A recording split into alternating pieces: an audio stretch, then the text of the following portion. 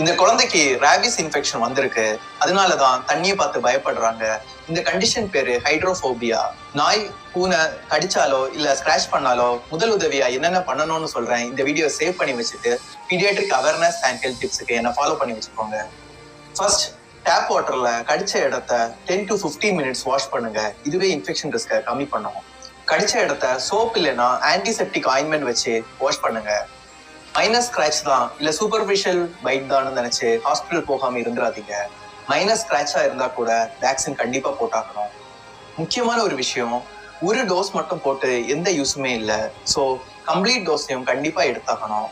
நான் ஏன் rabies vaccine பத்தி அடிக்கடி பேசுறேன்னா, ரேபிஸ் பாதிக்கப்பட்டு இறக்குற குழந்தையோட எண்ணிக்கை இப்பவும் இருந்துட்டு தான் இருக்கு. ஸோ நம்மளால முடிஞ்ச அளவுக்கும் இந்த அவேர்னஸை கிரியேட் பண்ணலாம்.